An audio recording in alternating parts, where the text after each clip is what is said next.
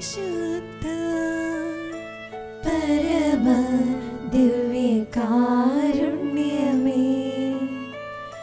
എന്നേരവും ആരാധനയും സ്തുതിയും പുകഴ്ചയും ഉണ്ടായിരിക്കട്ടെ.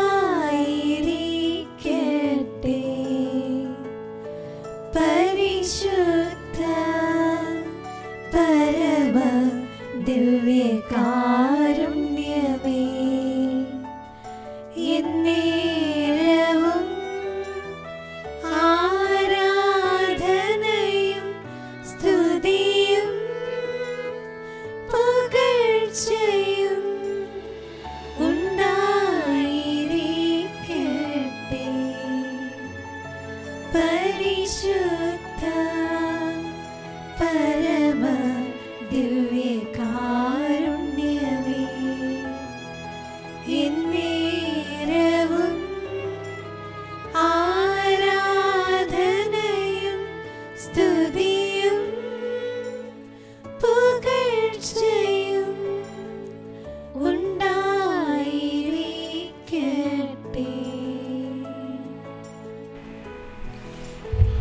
ഈശോയെ നന്ദി, ഈശോയെ ആരാധന, ഈശോയെ സ്തുതി. നന്ദി നന്ദി നന്ദി.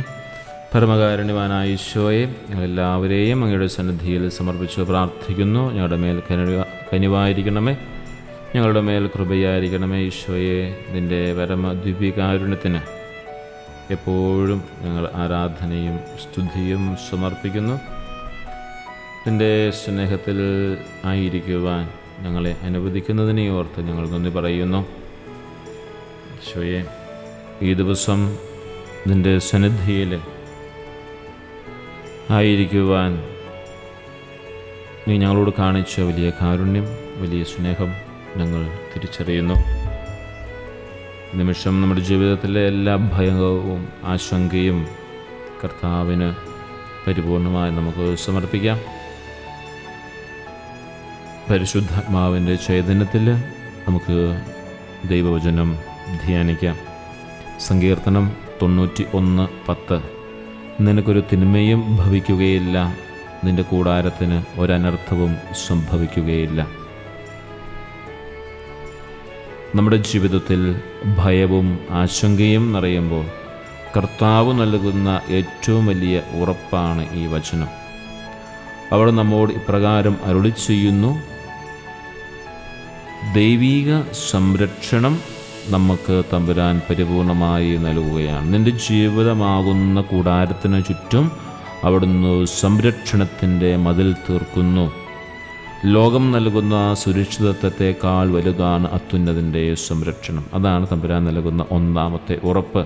ഒരു ദൈവികമായ സംരക്ഷണം നമുക്ക് നൽകുന്നുവെന്നാണ് സങ്കീർത്തകൻ 91 സങ്കീർത്തനം 10-ാമത്തെ വാക്യത്തിലൂടെ നമ്മൾ പറയുക. ദൈവം നമ്മോട് പറയുന്ന അതേ വാക്കുകൾ ഉച്ചരിച്ചുകൊണ്ടാണ് പറയുന്നത്: നിനക്കൊരു തിന്മയും ഭവിക്കുകയില്ല, നിന്റെ കൂടാരത്തിൽ ഒരു അനർത്ഥവും സംഭവിക്കുകയില്ല. അത് ദൈവികമായ സംരക്ഷണമാണ്. എല്ലാ ദിവസവും നാം ചോദിച്ചു മേടിക്കേണ്ട വലിയൊരു സംരക്ഷണമാണ് ദൈവികമായ സംരക്ഷണം. അതുപോലെ രണ്ടാമത്തെ കാര്യമാണ് ഭയം വേണ്ട. എന്തുകൊണ്ടാണ്? നിന്റെ കൂടാരത്തിൽ ഒരു തിന്മയും ഭവിക്കുകയില്ല, നിൻ്റെ ജീവിതത്തിൽ ഒരു തിന്മയും ഭവിക്കുകയില്ല, നിൻ്റെ കൂടാരത്തിൽ ഒരു അനർത്ഥവും സംഭവിക്കുകയില്ല. അതായത് ഒന്നിനെ ഓർത്തും ഭയപ്പെടേണ്ടതില്ല എന്നുള്ളതാണ്. രോഗങ്ങളോ സാമ്പത്തിക തകർച്ചകളോ ശത്രുതയോ നിന്നെ വിഴുങ്ങാൻ ശ്രമിക്കുമ്പോൾ ഭയപ്പെടേണ്ട, ഞാൻ നിൻ്റെ കൂടെയുണ്ട് എന്ന് അവിടുന്ന് നമ്മോട് പറയുകയാണ്. നമ്മുടെ കൂടെയുണ്ട് എന്നുള്ളതാണ് അവിടുത്തെ ഏറ്റവും വലിയ വാഗ്ദാനം. അവർ നമുക്ക് നൽകുന്ന വലിയൊരു വാഗ്ദാനം അതാണ്. ഭയം വേണ്ട. അതുപോലെ മൂന്നാമത്തെ ഒരു ചിന്ത ഇതാണ്: കർത്താവാണ് എൻ്റെ അഭയസ്ഥാനം. എൻ്റെ വീടിനും കുടുംബത്തിനും എൻ്റെ ജീവിതത്തിന്മേലും കർത്താവിൻ്റെ കണ്ണുകൾ എപ്പോഴും പതിഞ്ഞിരിക്കുന്നു. അവിടുന്ന് എൻ്റെ പാദം കല്ലിൽ തട്ടാതെ കാത്തുകൊള്ളുന്നു. അങ്ങനെയുള്ള എൻ്റെ കർത്താവിനെ, എൻ്റെ രക്ഷകനായ ഈശോയിലാണ് എൻ്റെ അഭയസ്ഥാനം. അതാണ് നമ്മൾ മനസ്സിലാക്കേണ്ട വലിയൊരു സത്യം. നമ്മുടെ പ്രത്യേകമായ നിയോഗങ്ങൾ ഈ 3 ചിന്തകളോട് ചേർത്ത് വെച്ചുകൊണ്ട് ദൈവികമായ സംരക്ഷണം എപ്പോഴും എനിക്കുണ്ട്. ആയതിനാൽ എനിക്ക് ഭയപ്പെടേണ്ട ആവശ്യമില്ല. അതിൻ്റെ കാരണമെന്ന് പറയുന്നത് കർത്താവിലാണ് എൻ്റെ അഭയസ്ഥാനം. ഈ 3 ചിന്തകളും നമ്മുടെ ഹൃദയത്തിൽ സൂക്ഷിച്ചുകൊണ്ട് നമ്മുടെ നിയോഗ പ്രാർത്ഥനകൾ നമുക്ക് സമർപ്പിക്കാം. നമ്മുടെ കുടുംബങ്ങൾക്കായിട്ട് നമുക്ക് പ്രത്യേകമായി പ്രാർത്ഥിക്കാം. കർത്താവേ, ഞങ്ങളുടെ കുടുംബങ്ങളെയും കൂടാരങ്ങളെയും അങ്ങയുടെ കരങ്ങളിൽ സമർപ്പിക്കുന്നു. അവിടുന്ന് അരുളി ചെയ്തതുപോലെ ഒരനർത്ഥവും ഞങ്ങളുടെ ഭവനങ്ങൾക്ക് സംഭവിക്കാതെ ഞങ്ങളെ കാത്തുകൊള്ളണമേ. നമ്മുടെ ഹൃദയത്തിൽ നമുക്ക് പറയാം, കർത്താവെ, അങ്ങയുടെ സംരക്ഷണത്തിൽ ഞങ്ങളെ കാത്തുകൊള്ളണമേ. ഈശോയെ, ശാരീരികവും മാനസികവുമായ രോഗങ്ങളാ വലയുന്നവർക്ക് വേണ്ടി ഞങ്ങൾ പ്രാർത്ഥിക്കുന്നു. അങ്ങയുടെ വചനത്തിൻ്റെ ശക്തിയാ സകല തിന്മകളിൽ നിന്നും അവരെ മോചിപ്പിക്കുകയും പൂർണ്ണമായ ആരോഗ്യം നൽകുകയും ചെയ്യണമേ ഞങ്ങൾ ആഗ്രഹിക്കുകയും പ്രാർത്ഥിക്കുകയും ചെയ്യുന്നു. രോഗികളെ ശുശ്രൂഷിക്കുന്നവർക്ക് വേണ്ടി ഞങ്ങൾ പ്രത്യേകമായി പ്രാർത്ഥിക്കുന്നു. യാത്ര ചെയ്യുന്നവർക്കായി ജോലിസ്ഥലങ്ങളിലേക്കും ദൂരദേശങ്ങളിലേക്കും യാത്ര ചെയ്യുന്നവർക്ക് അങ്ങയുടെ വചനം തുണയായിരിക്കട്ടെ എന്ന് ഞങ്ങൾ പ്രത്യേകമായി പ്രാർത്ഥിക്കുന്നു. എല്ലാ അപകടങ്ങളിൽ നിന്നും തിന്മകളിൽ നിന്നും അവരെ കാത്തുരക്ഷിക്കണമേ എന്ന് ഞങ്ങൾ പ്രത്യേകമായി പ്രാർത്ഥിക്കുകയാണ്. അതുപോലെ തന്നെ ലോക സമാധാനത്തിനായിട്ട് ഈശോയെ ഞങ്ങൾ പ്രാർത്ഥിക്കുന്ന യുദ്ധങ്ങളും പകർച്ചവ്യാധികളും മൂലം ദുരിതമനുഭവിക്കുന്ന ലോകത്തിന് അങ്ങയുടെ സംരക്ഷണം നൽകണമേ. തിന്മയുടെ ശക്തികൾക്ക് മേൽ അങ്ങയുടെ സമാധാനം വിജയിക്കട്ടെ എന്ന് ഞങ്ങൾ പ്രാർത്ഥിക്കുകയാണ്. കർത്താവേ, തിന്മയുടെ ശക്തികൾക്ക് മേൽ അവിടുത്തെ സമാധാനം വിജയിക്കട്ടെ. ഞങ്ങളുടെ ജീവിതത്തിൽ അങ്ങയുടെ സമാധാനം എന്നും നിറയാനായിട്ട് ഒരു ദൈവിക സംരക്ഷണം പോലെ ഞങ്ങളുടെ ജീവിതത്തിൽ എന്നും ഉണ്ടാകുവാനായിട്ട് ഞങ്ങൾ പ്രാർത്ഥിക്കും. കർത്താവായ ഈശോയുടെ വാഗ്ദാനങ്ങൾ സത്യമാണെന്ന് ഞങ്ങൾ വിശ്വസിക്കുന്നു. ഞങ്ങളുടെ കൂടാരത്തിന് ചുറ്റും അങ്ങയുടെ മാലാഖമാരുടെ സംരക്ഷണം നൽകണമേ, കാവൽ നൽകണമേ. അങ്ങയുടെ തിരുരക്തത്താൽ ഞങ്ങളെ കഴുകി വിശുദ്ധീകരിക്കുകയും എല്ലാ തിന്മകളിൽ നിന്നും ഞങ്ങളെ വിടുവിക്കുകയും ചെയ്യണമേ.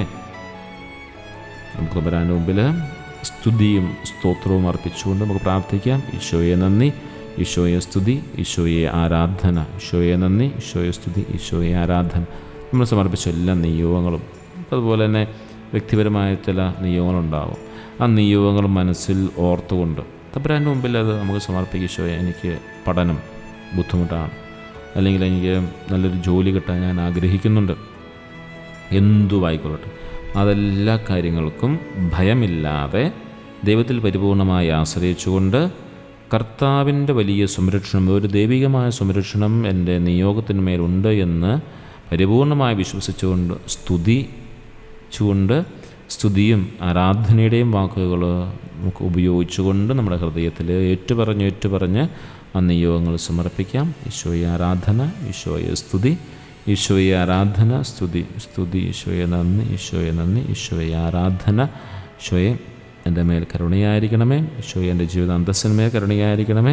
ഈശോയെ, എൻ്റെ ജോലി സ്ഥലങ്ങളിൽ കരുണയായിരിക്കണമേ. ഈശോൻ്റെ കുടുംബത്തിന്മേൽ കരുണയായിരിക്കണമേ. എൻ്റെ മക്കളുടെ മേൽ കരുണയായിരിക്കണമേ. എൻ്റെ മാതാപിതാക്കളുടെ മേൽ കരുണയായിരിക്കണമേ.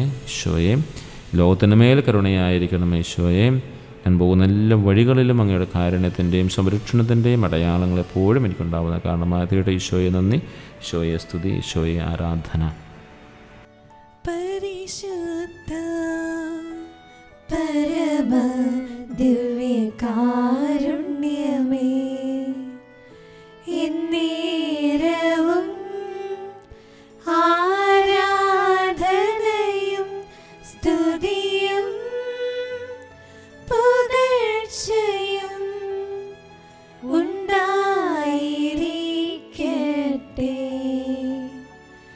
പരിശുദ്ധ പരമ ദിവ്യകാരുണ്യമേ,